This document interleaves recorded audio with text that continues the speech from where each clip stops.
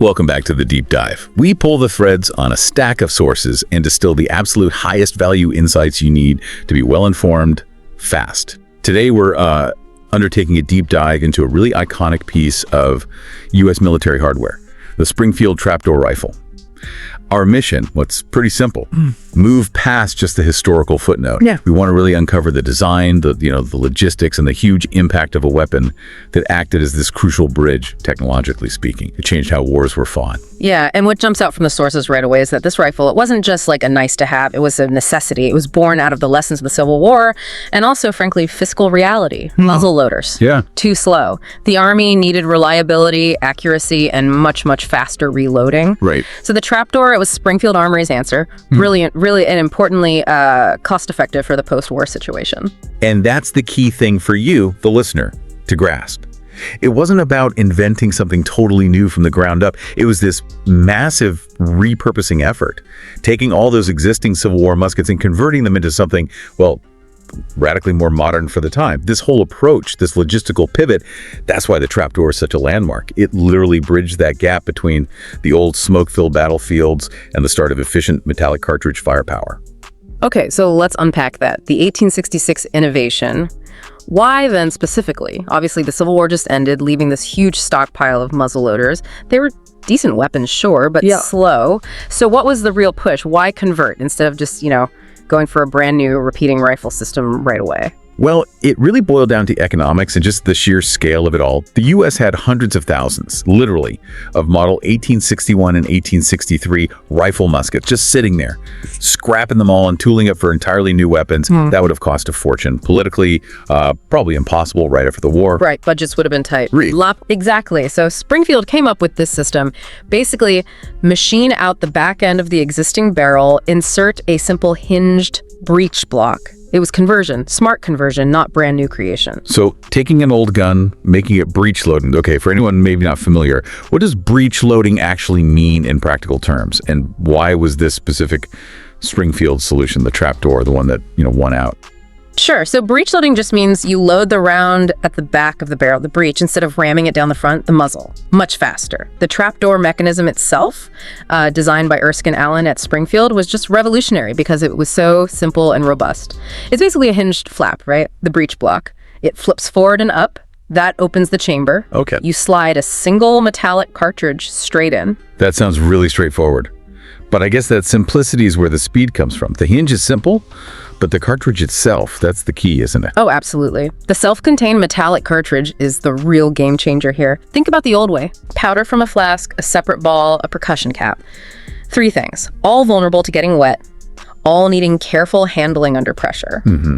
Now the soldier just has one unit. It's basically weather resistant. Flip open the trapdoor, pop the cartridge in, snap the breech shut, cock the hammer, boom. Ready. This didn't just double the rate of fire. In actual battlefield conditions, it made the weapon way more reliable and way faster.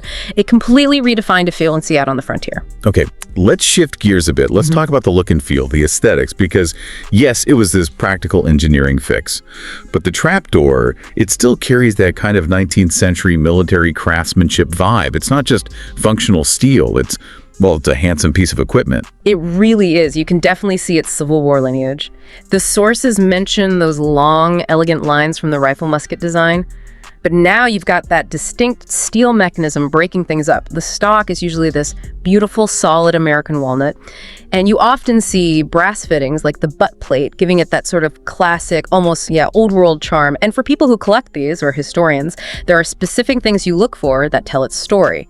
That trapdoor breech, obviously, often finished bright or with case hardening colors. It's the main event, visually, right there on the right side. It's such a clear departure from the look of the older guns. It definitely looks commanding.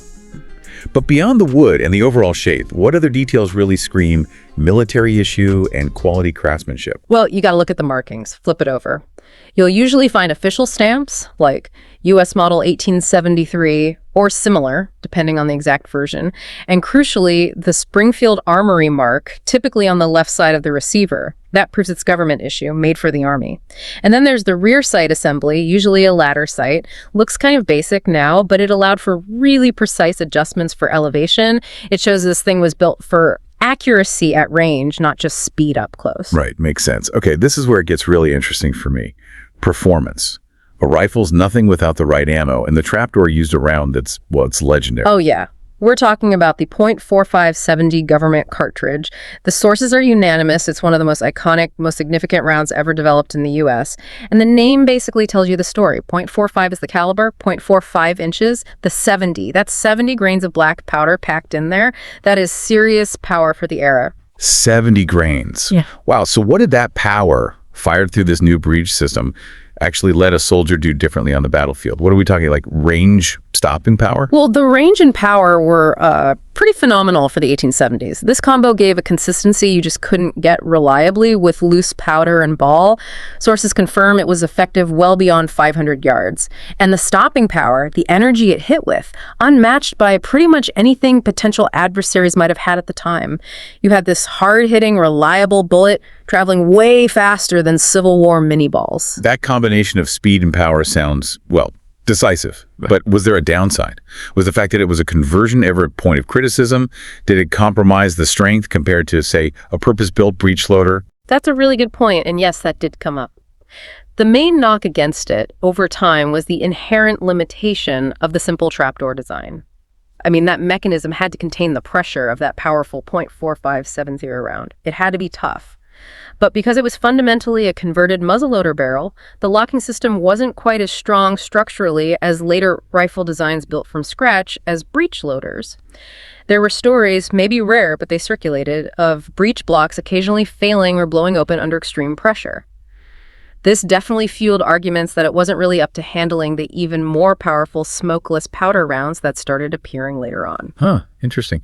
So powerful for its intended use, but maybe pushing the limits of the underlying design, especially looking forward.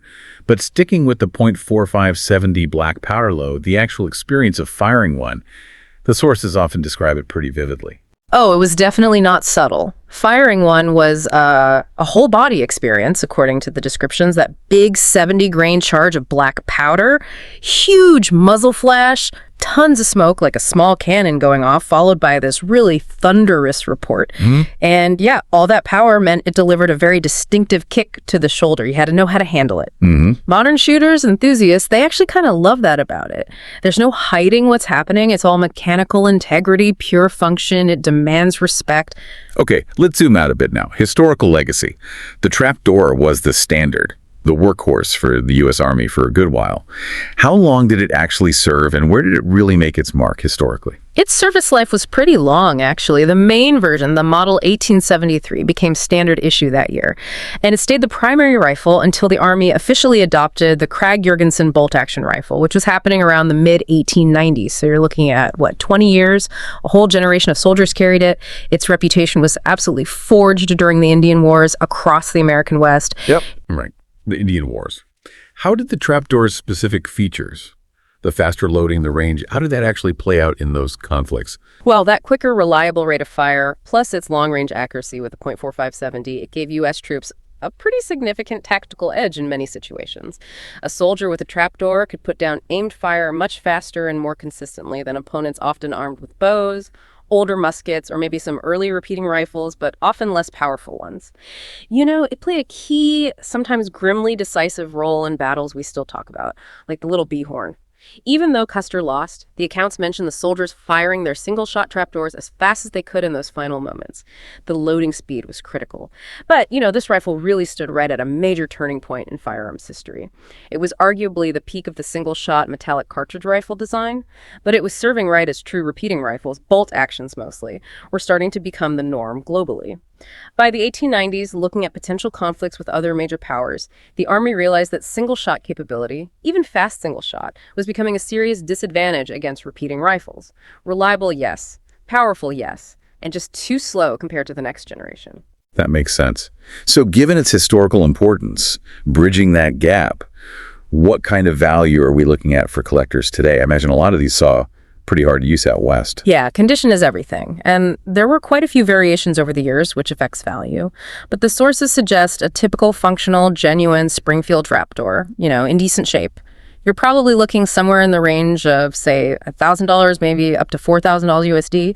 But if you stumble across one that's beautifully preserved, maybe a rarer variant, like an officer's model, or one that somehow missed heavy frontier duty, then yeah, the price can climb much higher, easily past $7,000 for really top-tier examples. Okay, so there's definitely tangible value there for collectors. Yeah. But beyond the dollars, the real significance, the intangible value, that's the bigger story, right? Oh, absolutely. Its real value is in the history it represents. This rifle embodies that whole era of, well, tough military discipline, really clever engineering on a budget, and just pragmatic innovation. It's truly a foundational piece in American firearms history. It marks this huge technological jump that really changed things for the average soldier, making them more effective, maybe a bit safer. It also demanded a specific skill set, mastering that rapid single-shot fire that really defined the disciplined American rifleman of the late 19th century. So that brings us to kind of a final takeaway here. The bottom line for you listening is that the Springfield Trapdoor is way more than just old steel and wood. It's this functioning piece of history that tracks the evolution of military thinking from, the economic need to convert old gear to the tactical edge provided by its powerful, accurate single shot. Exactly. It proved that reliable, mass-produced ammo, combined with a simple, robust breech mechanism, could totally transform warfare. It gave soldiers that reliability and speed that desperately needed after the harsh lessons of the Civil War. It really is one of the most crucial steps forward in American military tech. Right, so if we accept the Trapdoor was this pivotal bridge connecting the muzzleloader era to the dawn of repeaters, I'll leave you with this final thought to chew on. What piece of military technology that's widely used today do you think represents a similar kind of pivotal transition? Something standing between established norms and whatever revolutionary future is coming next. And thinking ahead 150 years, what will collectors value it for?